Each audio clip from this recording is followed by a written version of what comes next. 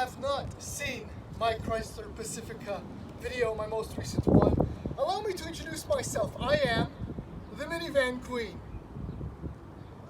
And I'm back with a brand new 2021 Honda Odyssey. Now, if you are shopping for a Honda Odyssey, you probably know that the 2022 model year Odyssey is already available for sale. Now, there is one good reason for that, and I will get back to that very shortly. I will admit that I have been a very big fan of the Honda Odyssey since the second generation of the van, or the first that actually had the sliding side doors, not the one that was essentially the Honda Accord station wagon. The reason for that is fairly simple. If you think back, well, when I think back to the late 1990s, early 2000s, I had a well-modified Mazda MX-6 GT Turbo that I used for tracking events, and I also had a Mark II Jetta that I used to have as a daily. So driving and drive feeling was very important to me, and it is what separated the Odyssey back then from all of its competition, which was far more considerable then than it is today.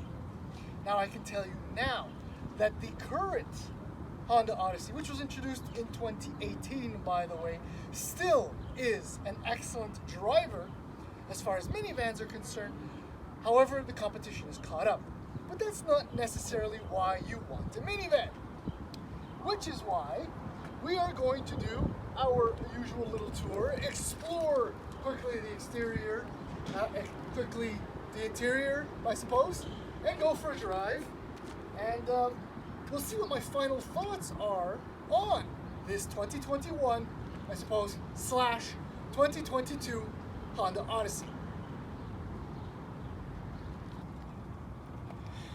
Now, pricing for the 2021 Honda Odyssey starts in the US for the LX at $32,090. The top trim Elite is $47,820. In Canada, the 21 base model is the EXRES, which starts at $42,805. The 2022 is $300 more, because why not? So the top trim, the Touring, is $54,005, and that's the model we're looking at right here. Now, as we do our usual quick walk around, well, as I mentioned, the current generation was introduced for 2018. It got a facelift in 2020, nip and tuck here and there, front and back, side and everywhere. Well, that rhymed, I can't believe that. Anyway, the 2021 physically is unchanged, and well, we know that the 2022 is also unchanged. What do you get in the base EXRES? Well, you get Apple CarPlay, Android Auto, 8-inch screen, Honda Vac. Honda Vac? Did I say Honda Vac? I said Honda Vac. Wi-Fi tethering, power side doors, a moonroof, and that rear entertainment system. Now, when you step up to, for example, the EXL, which is the one trim above the EXRES, you do get the power tailgate. I don't remember the exact amount, but I think it's about $1,500 more, maybe $2,000. If you want the power tailgate, that's what you got to do. But if you want to go all out and get the Touring, well, you get cooled seats, these 19-inch wheels you see right here, wireless phone charger, power folding side view mirrors, and a bunch of other stuff. Physically, the van is actually quite handsome. I mean, there's nothing really negative to say. I mean, it's a minivan, so you got to work with what it is. I do have to say that I do like those dual character lines right there. It really works well. They were quite original and fantastic when the van was introduced back in the 2018 model year, as I've already mentioned a couple of times. Power hatch, decent speed, admittedly, which reveals a large trunk, and I just realized maybe I could have brought up the seat back there, but I set it up this way because with the third row in place, you are looking at 929 liters of space, because it's deep down there, and it's always great to be able to stack up stuff. With the third row down, you're looking at almost 2,500 liters of trunk space, which is huge. And if you really need to do it, you can always remove the second row and you can fit a 4x8 sheet of plywood. Yes. Oh, did I say Honda Vac? Honda Vac. Honda Vac. Oh, so what's the Honda Vac? Well, the name is pretty self-explanatory. It's to vacuum the interior of your minivan. And why did Honda introduce the 2022 model year after only 5 months of the 21? Well, because of supply issues, there is no shop vac, Honda Vac in the 22 model year van. So instead of, you know, I don't know, changing the manufacturing process for the 21, they just decided to introduce the 22. But this is a 21 because it's got the shop vac. So maybe you want to contact Honda Canada if you really want that. Okay. So all of these Odysseys are 8-seater, so 2, 3, 3. And they all feature what Honda calls the magic seat in the second row. So here's the middle seat in the second row, folded forward to use as a divider between my kids, a little bit more than just a seat, which is a reasonably comfortable position for even myself, a normal sized adult, normal work with me. You can also remove it completely to increase or ease access into the third row, which is actually very doable. I sat there when I picked up the van before I put the seats in. It can be done. The minivan is about space. Yeah, by the way, this is how you do the magic seat. Oh yeah, I forgot to mention that. When you do remove the middle section of the seat, you can actually slide the seats together to create a small bench. But the kids, you know, they're better off a little bit further apart. It's important to note here, I was about to show you, the seat back, or the seats in the second row, is pushed as far back as it'll go. Well, my daughter's grown, but she's still not that tall, and her feet are becoming dangerously close to the seat back, and my seat is usually in a fairly far forward driving position.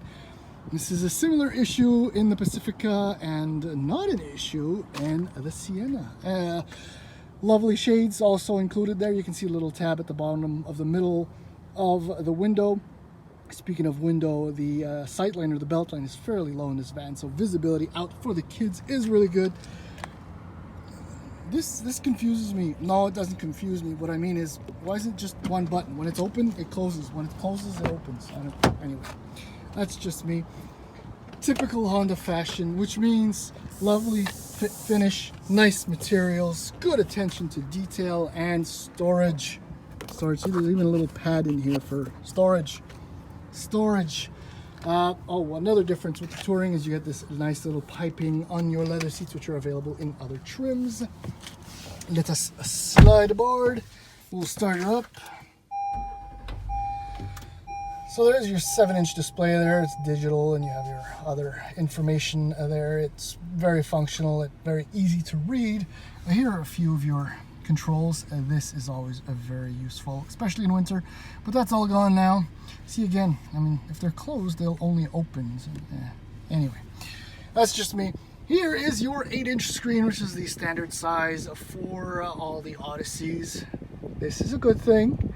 Honda had decided to remove that for a little period of time, but it's back. I'm gonna try and do this through the phone. Can I do it? Yeah.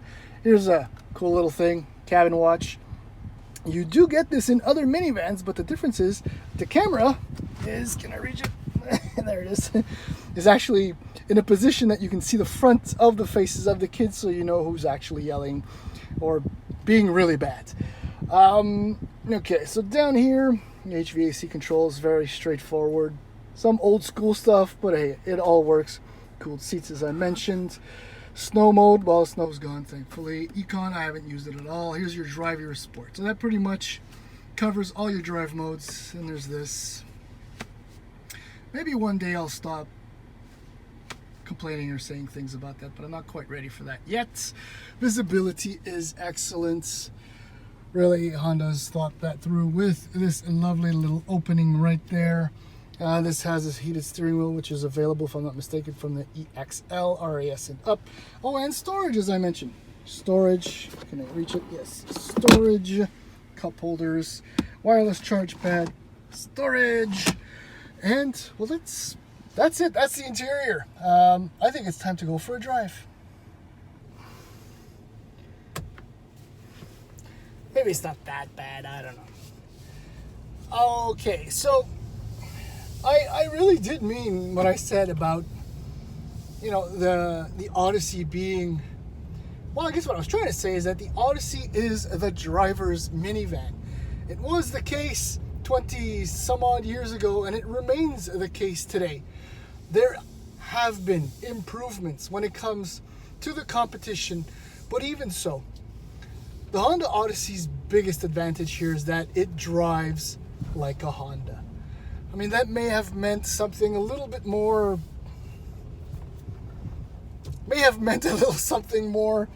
some years ago, but the fact remains that this still drives like a Honda.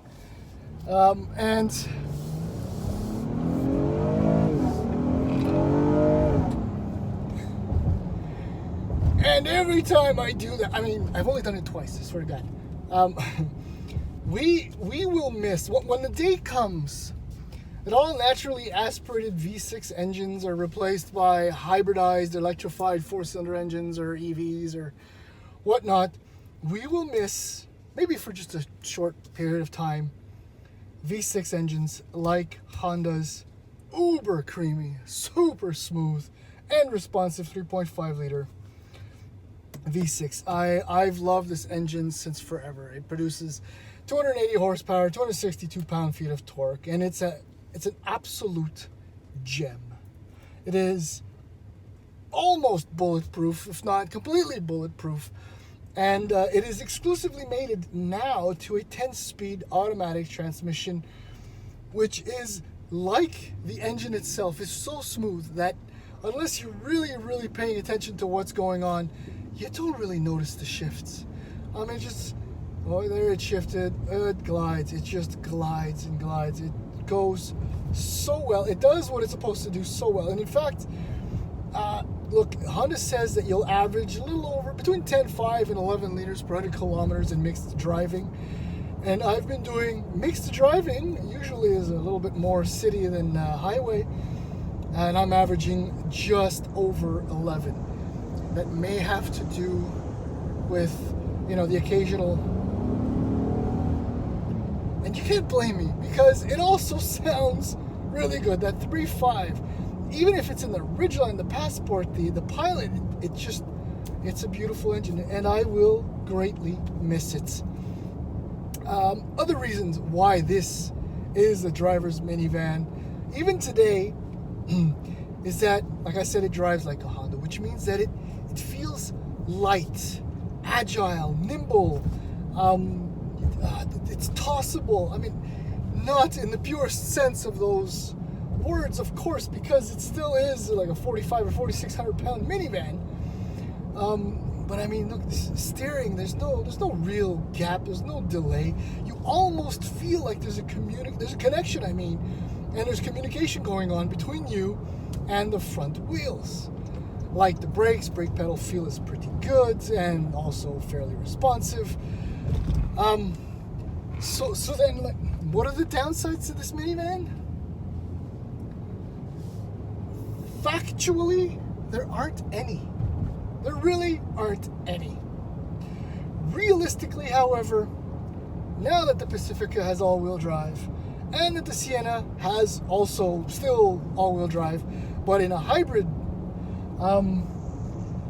its only shortcoming is that it does not offer all-wheel drive. I thought for sure that Honda was going to bite the bullet and say, well, look, we have the Pilot and we have the Ridgeline, and they're available with all-wheel drive. It's the same platform, minus this and minus that, or plus this, plus that, whatever.